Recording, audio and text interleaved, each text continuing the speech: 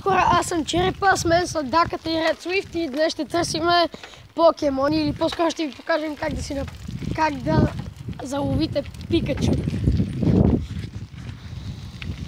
Сега къде сме? Наляво и така ще ви стане да А, да, то беше нещо такова. Значи трябва да направим нещо като кръгче, как направихме преди малко. Добре. Майко, аз викам това е онова пиджи. Добре, или човека не ми ходи, или ние стоим на едно място, на което не е възможно. Кой ме към квартала оня? Ще убием и да ходим към другия квартал да го разгледам. Тело има някакви силни покемони. Добре, пак са ми тея. Само тея. Ама ние трябваше някак се да обиколиме до... Ясно, после ляво. Нещо такова трябваше да направим почти кръгче.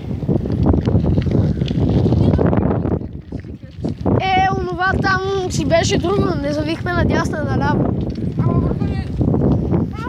Има някакъв... Пак са театрите.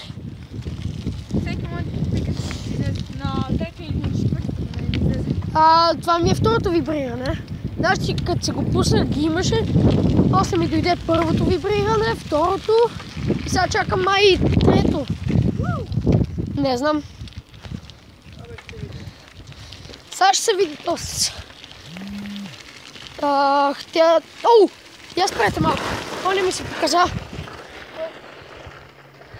Не знам, зарежда ми. Чакай. Няма кой друг да е.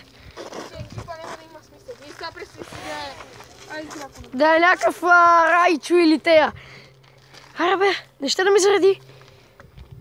What? Показва ми, че ей там, но в същото време ми го има на радара. Аз съм до него буквално. Както и до Чармандър. Аре зареди бе. Пикачу! Ето го! Пикачу? На камера ли го ловя? Чакай, не го искам на камера. Армот. Не знам, пише, че не знам. Мале, той ми блокна топчетата. What? Това Пикачу е бати. Хванах го. И са изнещани. Да, и пак. И пак ще да бе. Майко!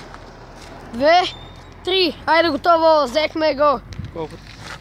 Сега ще ти кажа. Пикачу, 3 поки топки. По-скоро Пикачу топки. 11 скоба отпала. Колко ма? Твоите си го такова после. Стана 60 коба това. Ти си ловил още, бе. И добре, хора, така се лови Пикачу. Да. Стой. И добре, хора, това беше всичко от този клип. Надяваме се да ви е харесало. Ако е така, дайте палец нагоре и се абонирайте за моя канал, за да ни гледате всеки ден. И чао!